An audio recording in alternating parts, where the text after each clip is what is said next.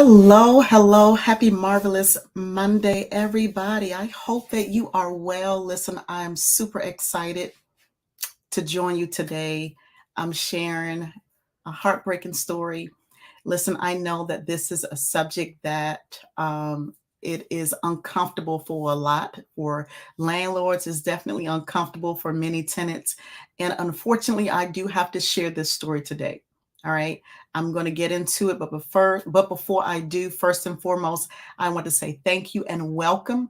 Welcome to my Monday Live. I am your host, Carissa Spann, the abundantly blessed landlord and tenant expert. This is what I do each and every Monday, 7:30 p.m. right here on Facebook, LinkedIn, and YouTube. I share information for landlords, for tenants to positively bring about change in the rental community. And so today's topic is all about eviction and eviction that went wrong. Eviction gone wrong is my subject on today. And so if you are a landlord, if you are a tenant, if you know someone who is, please make sure that any questions that you have, drop it in the comment section. I will be responding and answering questions on today. So let me get into the conversation today because I don't want anybody to miss what I'm going to share today. And this is hot off the press. But before I get into the segment, I just want to share that information I share is not legal advice. So let me just pull up this disclaimer. I'm sharing tips and practices to hopefully prevent some of you from going down this rabbit hole. This was a costly mistake. And, sometimes when I come on, I share, I always tell the philosophy of how if you treat your business like a business, it's going to pay you like a business. And if you treat it like a hobby, it's definitely going to pay you like a hobby. Well, so today I'm going to get into this segment. I'm going to share from this thought-provoking conversation on today. It is thought-provoking, especially for landlords who self-manage property or property managers who are responsible for overseeing the day-to-day business and the oversight of other people's rental property.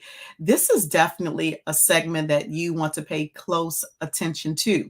Now, let me just also say that from one jurisdiction to another, the laws are going to be different. And so one of the things that I always encourage people is this: whether you're a landlord, whether you are a tenant, to know what the laws are in your specific jurisdiction. Now, I and some of my colleagues, we manage property in multiple jurisdictions, right? And when that happens, please know and understand what you can and cannot do. I stress that almost every week. And every week, it seems like I'm coming back with another story, sharing another heartbreaking story, situation that's happened. And so I do have tips I'm going to share for landlords on today. I have tips that I'm also going to share for tenants as well. So that's why tuning in each and every Monday is so critically important, because for those of you who are looking for information, you're looking for help, you can always tune in. And if you have not tuned in, if this is your first time watching me live or watching a replay, you can see many of the replays on my YouTube channel. You can find me on my YouTube channel, Landlord Lyfe with Carissa Spann. And so if you have not already subscribed to that YouTube channel, please go over, click that subscribe button, and you can go through some of the videos, some of the stories, the topics, and the teachings that I've done over the past few weeks as well as years. Okay, so today is all about an eviction that went really, really bad.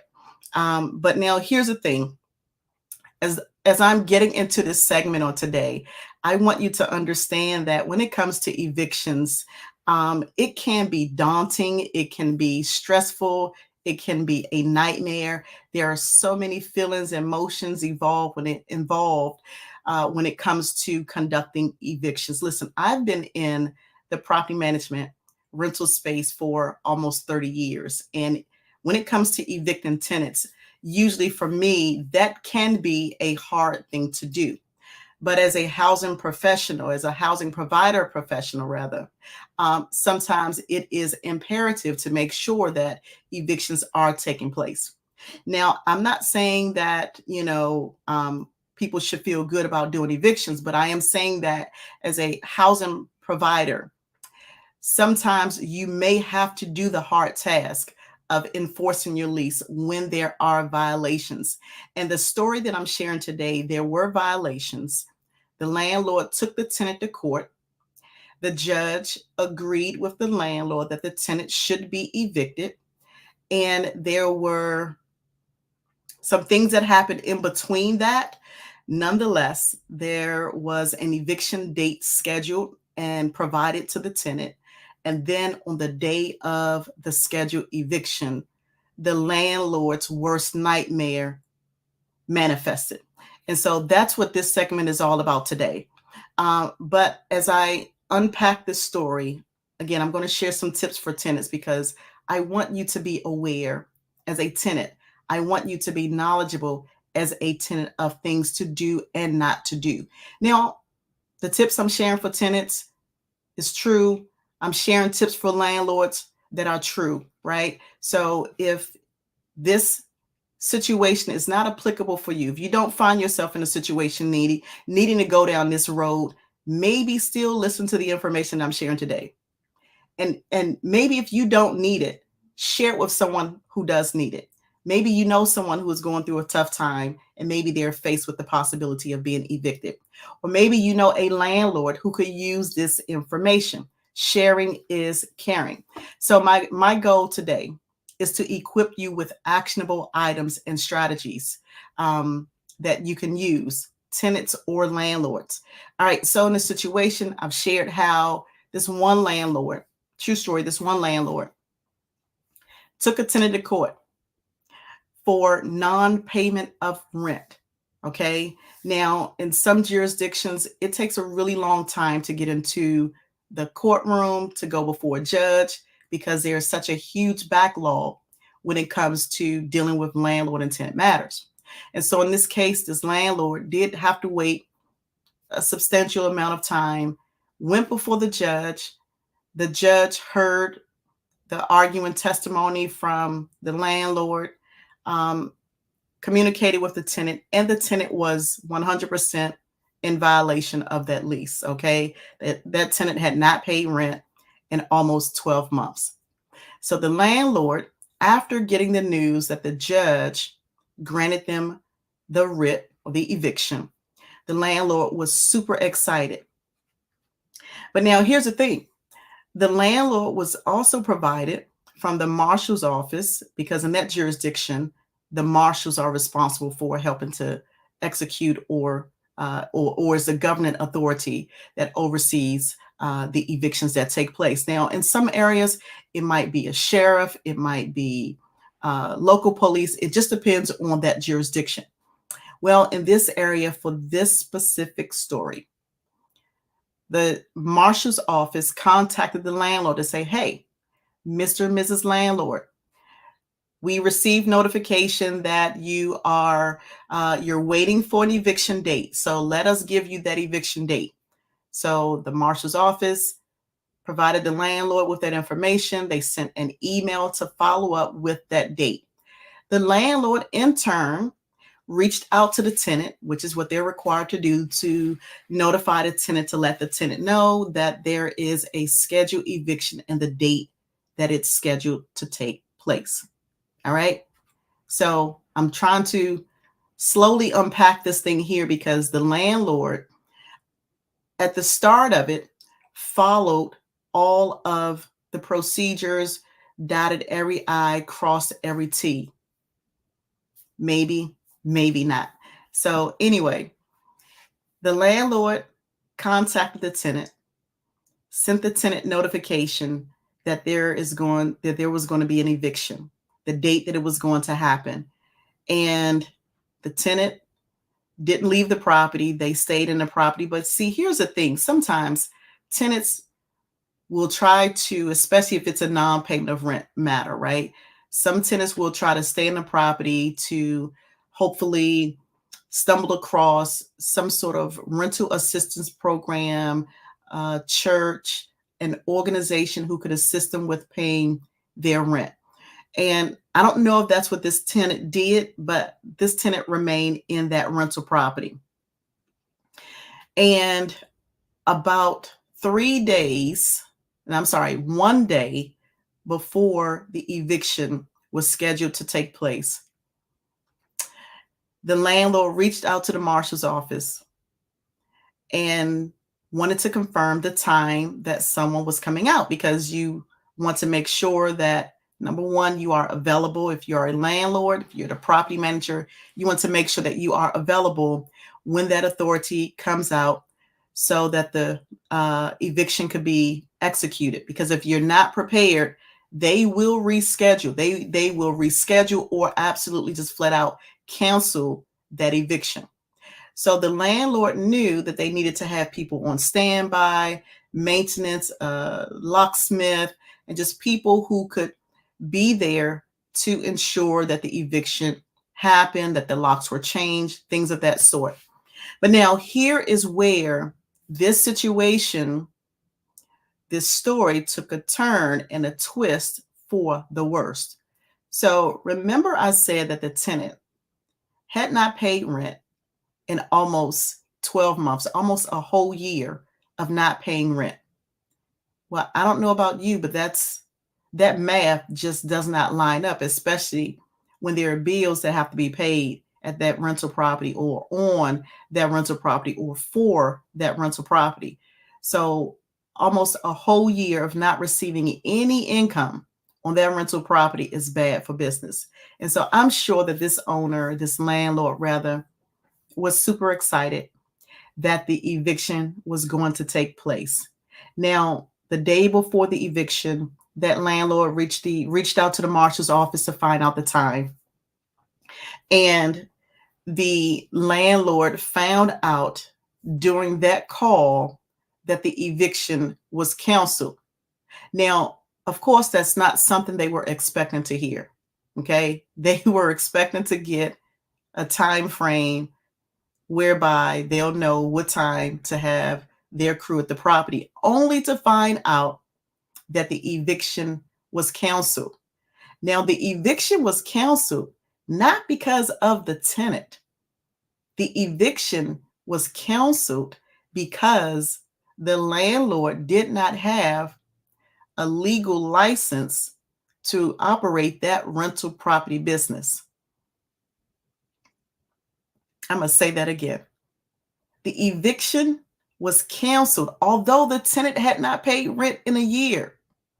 The tenant was at fault for not paying rent. Now, the tenant did lose their job, but that's beside the point. Rent is still due. And this is why I tell tenants, when you are facing a situation like this, to communicate with your landlord, because that rental lease agreement is a legally binding document. And you're still, as a tenant, you're still required to pay rent unless the court says not to pay rent. Well, in this situation, a year of no rent came in. This landlord was excited to finally get an eviction, unfortunately, and then to have to spend money, of course, to turn that unit, meaning to go in, assess any damage, any painting, repairs, any floor replacement, appliance replacement, or any of those things that may have to be completed when a tenant moves out, right? And so the landlord had already counted the cost. They factored in approximately $5,000 that it may cost to turn that unit over and to get it prepared for the next tenant. Well, when they contacted the marshal's office to get a time for them to all arrive at their property for the eviction, it was canceled. And because there was no legal business license on file, there was nothing that landlord could do. And the tenant was now able to remain in that rental property. That is a nightmare. And see, this is one of the reasons why I share information every week. I'm live every Monday. I'm talking about different topics. I'm sharing information to help landlords and tenants. One of the things that I always say is this: treat your business like a business. If you are required as a housing provider, as a landlord, if you are required to have a renter's license, a business license, and if you do not have those things, it can cost you. Even if the tenant is completely at fault, even if the tenant is wrong, if you don't have your ducks lined up in a row, then it could backfire, which is exactly what happened in this story. Now, this is just one of many stories. I am aware of lots of landlords who have gone through this same scenario time again, over and over and over. And so please, ma'am, please, sir, if you are a landlord, if you're managing someone else's property, please make sure that there is a rental license, a business license on file for that property. Because if not, then you could end up in a situation where you're scheduled to have an eviction to take place, but it just doesn't happen at the last minute. And so there are some tips, there are some strategies, there are some things that I believe with sharing with you all today could prevent a lot of people from going through this same situation. So my first set of tips are going to be for landlords. If you are thinking of getting an eviction, if you're preparing for an eviction, the first thing that you should always do is document. Document what happened, document the details, make sure that there's something in writing, make sure that you have pictures, make sure that you have videos. Documentation beats conversation any day. The second tip I want to share for landlords on today is to make sure that there is compliance with the local law. If you're required to have a business license or a renter's license. Now, from one jurisdiction to the next, the requirements may be different. The terminology may be different, but find out what is required of you or from you to legally operate that rental business. Now, some jurisdictions are holding landlords accountable. They are starting to fine landlords who don't have these licenses on file. Okay. And then here's a third tip for landlords. Make sure that if there are any questions, if there's any uncertainty, to seek legal advice. Find out from a reputable landlord and tenant attorney what you are required to do. Please don't ever try to handle legal matters on your own. And I know that sometimes some landlords who manage, small amount of units, you may not always have the financial resources, especially when tenants are not paying the rent. And in this situation, this tenant had not paid rent in almost a year. And so I'm sure that created a financial hardship for the owner. Still reach out, get legal advice. There are lots of landlord and tenant attorneys who are willing to speak with you. Some will charge a lot, some will charge a nominal fee. Maybe some will give you a free consult, but you don't know unless you ask those questions. So let me turn and focus my attention to tenants, because here are tips that I want tenants to hear. And please share it with somebody else. If you are in a situation, whether you are not paying your rent or maybe there are lease violations, and although in this specific matter, it's all about non-payment of rent, there are situations where tenants are taken to court because there are other things that are happening, and maybe the tenant has violated the terms of that rental lease agreement. Communicate. If you're facing a situation as a tenant, you're having a struggle, you're having a challenge paying your rent, communicate that early. Keep that landlord abreast of what your attempts are. Here's why that's important. So I had a young lady who was delinquent on her rent. She had not paid rent in almost 9 months, but she came to me. When I started managing that property, she came to me. She says, listen, Miss Carissa, I just want you to know that I lost my job, but I'm going to be working for a temp agency. And then she also explained how she was going to sell candy to try to come up with the funds that are necessary. I commended her for that. And I told her, I said, I understand that. I know that you're having a tough time. I know what it's like to be without a job, without being, without having steady income that you can, at the very least, calculate the bills that you're going to pay, right? And so when you don't have the income coming in, it's hard to plan and you don't have the financial resources to pay anything or to have anything going out. I understand how challenging that can be. And so I explained that to this young lady. And I just encouraged her. I said, listen, you said that you're starting a business. You're going to sell candy. You're going to sell water. I told her that's a good thing to definitely get started, to find out first and foremost what it would cost her to run that business. I say if you are receiving unemployment, if you're receiving welfare assistance or whatever your income is at the moment, look at how much you have coming in. Begin to plan and prepare for the business. What cost is it going to take for you to start the business? Meaning, what inventory? How much is it going to cost you to purchase these items? If you're using your food stamps, which this young lady says she was using her food stamps, I told her to count the cost so that she'll know what's coming, what she has to put out and what she's going to bring in. I encouraged her to pay her rent. I said, listen, paying something is better than nothing. And although a little something may not be sufficient enough, at least it is activity showing that she's trying to make a change. Because here is why that is so important. Some landlords, hear me, tenants, some landlords will give you a pass, or they'll give you a break, or they'll try to work with you, allow you to enter into a repayment agreement if you are honest and upfront. If you show attempts that you're really trying to do the right thing and get caught up on the rent, some landlords will allow you to do that. Now, they may still take you to court, right?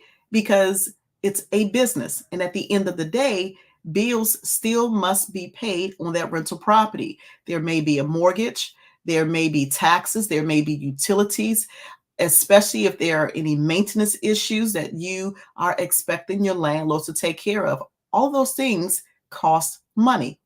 Nothing operates on air.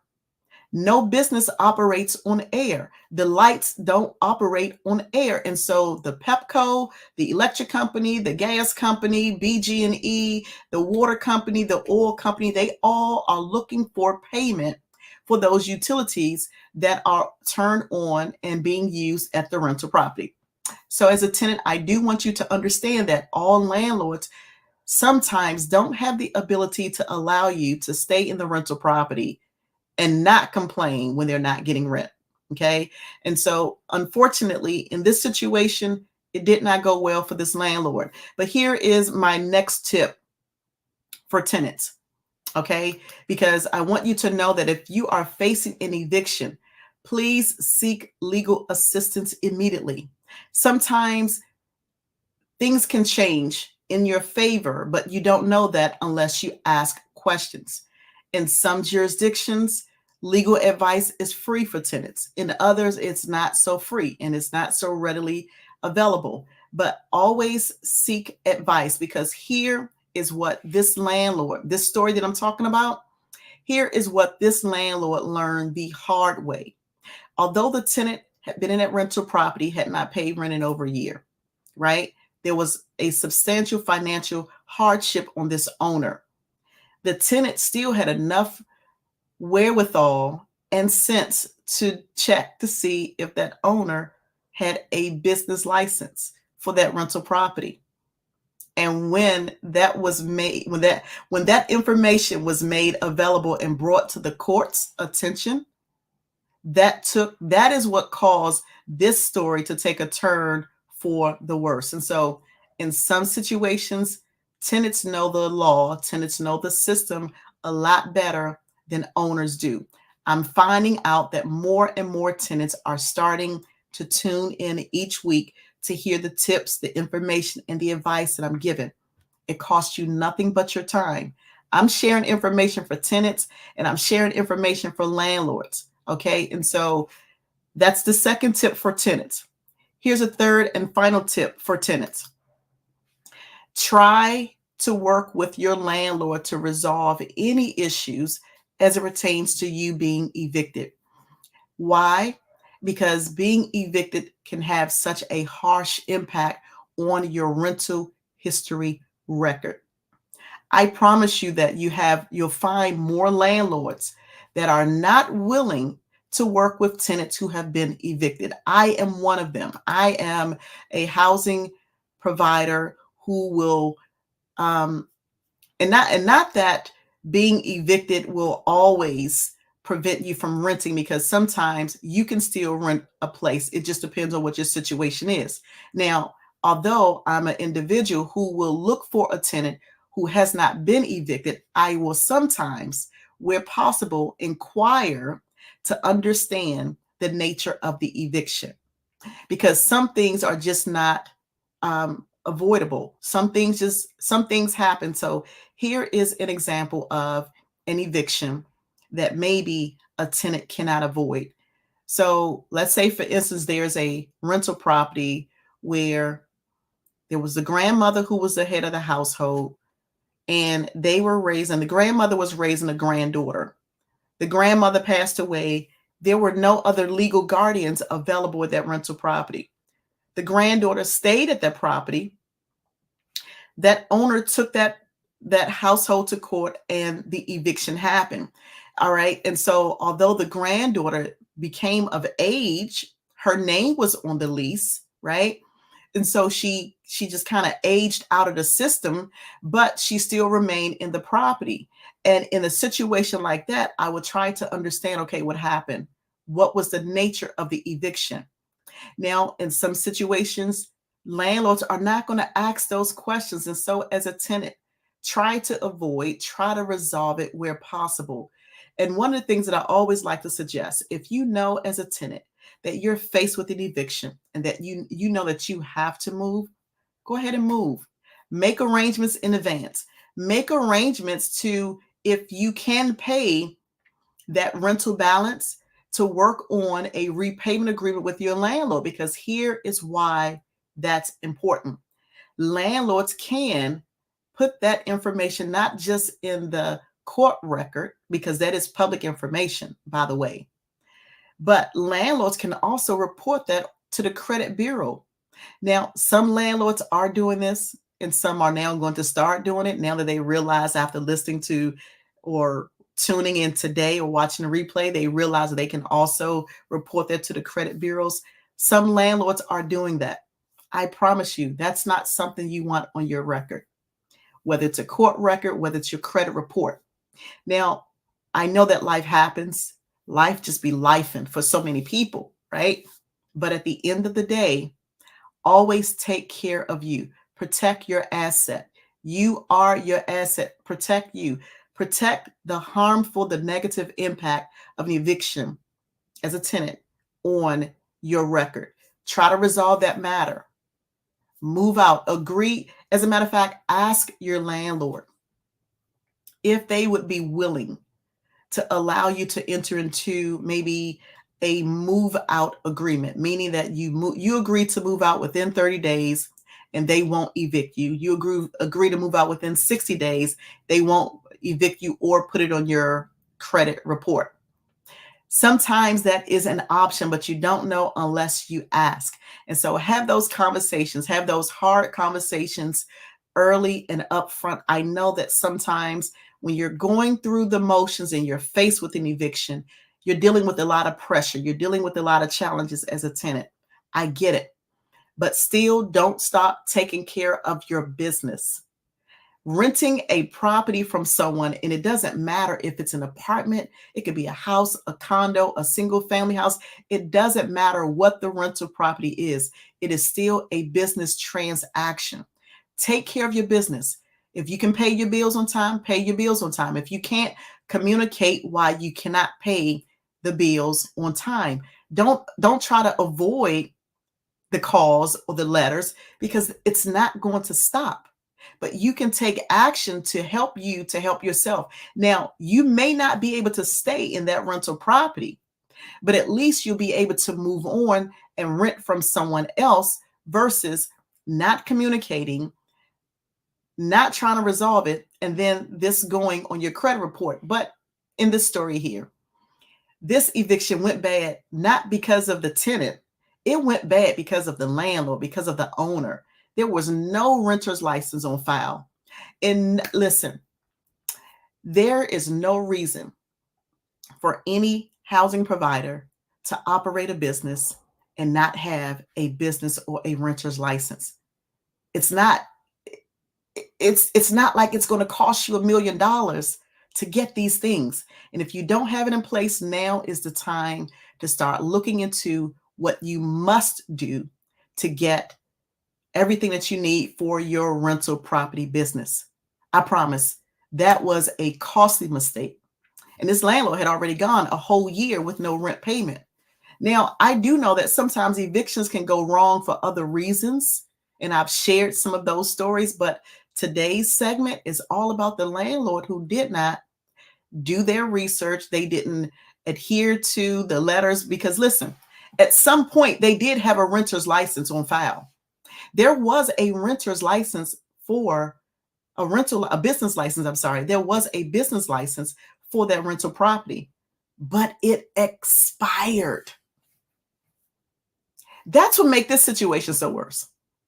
It makes it so much worse because they had a business license. They did not renew it. You have to listen, please renew your business license, renew your renter's license. Listen, for those of you who have colleagues, you have friends, you have family, you have loved ones who are landlords, please reach out to them right now. Text them, stop what you're doing right now. Reach out to them and ask them, hey, you got a business license for your rental property? You know, I've just listened to Carissa. She said that you should have one. I promise it is so much better to have it and not need it versus needing it and not having it, because you can't roll back time. Time is not going to stop to allow you to go and get that renter's license. When you go before the judge in that courtroom, they want to know, hey, do you have a business license? Now, that's something that the attorney should have checked, because that's what you listen. If you're paying an attorney, they should be checking those things, making sure that there should be a checklist. When you ascertain the assistance of a reputable landlord and tenant attorney, there should be a checklist. Now, I'm not an attorney. I'm not trying to tell anybody how to run their business, but just listening to the tips and the advice that I give can help a whole lot of people go a long way. However people run their businesses, that's on them, but there's a better way to do it. All I'm saying is this: a reputable landlord and tenant attorney, at least the attorneys that I work with, they'll say, okay, well, Carissa, here's a checklist. Here is what we need. Please provide these things. Okay. And if the attorney is not asking for that information, go ahead and ask the attorney, what do you need from me in order to successfully go through with this request for an eviction? I don't know if that happened or not, and I'm not here to judge. I don't want to assume either way. All I know is this eviction went wrong almost at the 11th hour. Less than 24 hours from this landlord getting in an eviction, it was canceled. And this was totally avoidable.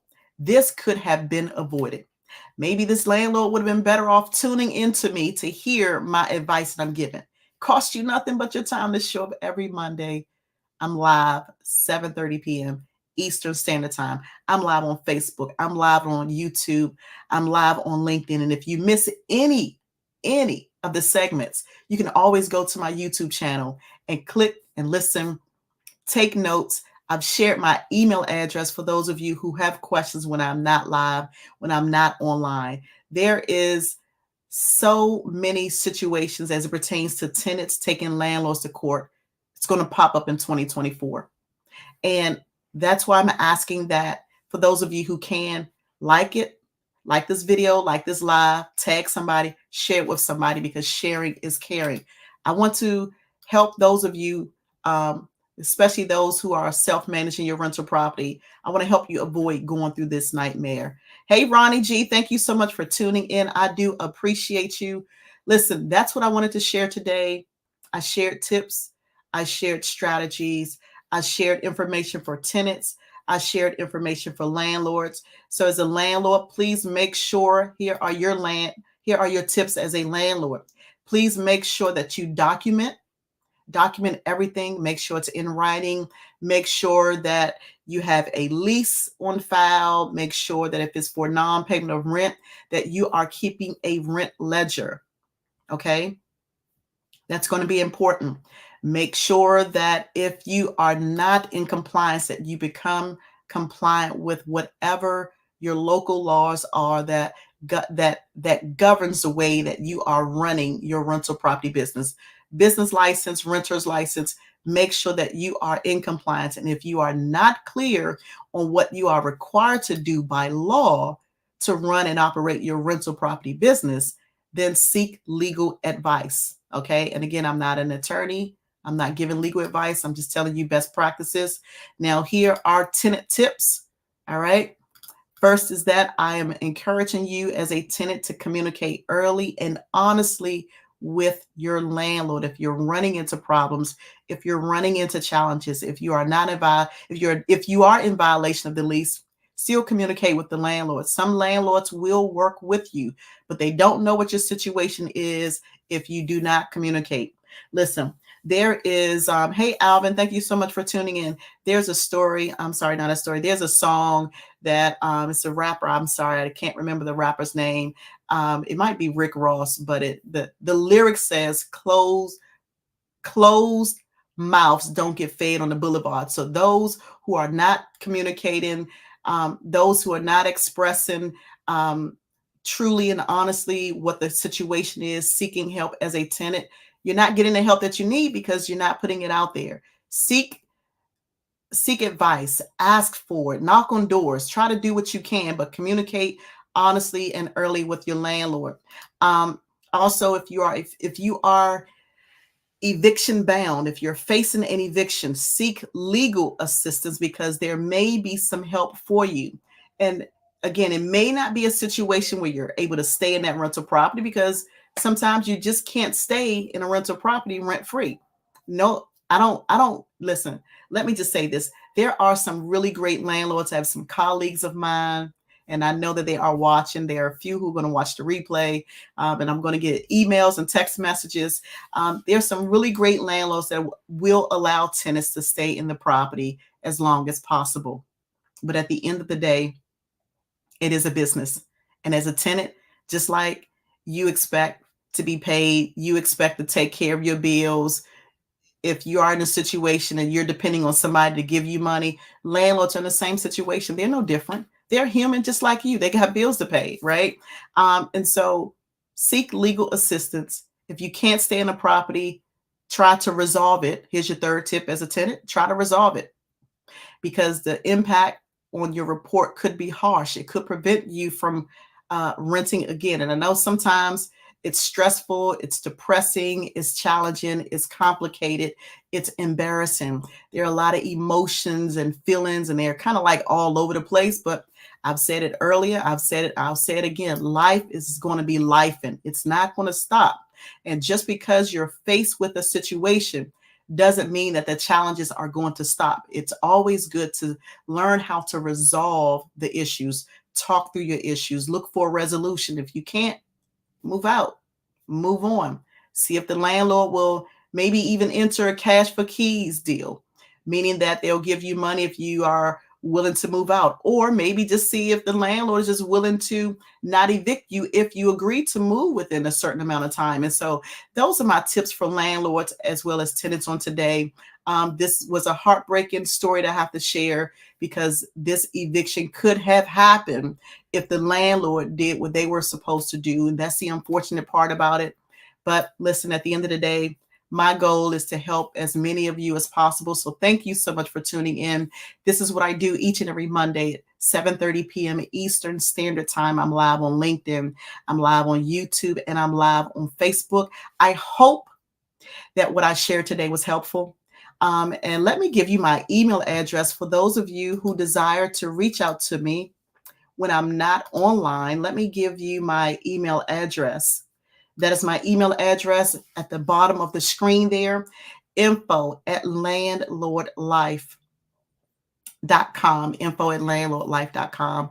My time is up, and I absolutely thank you for yours. Thank you so much for tuning in. And if you tuned in late, go back to the beginning, watch the replay, catch it from the beginning. I shared some very helpful and valuable nuggets that cost you nothing but your time. Please show up, please share it.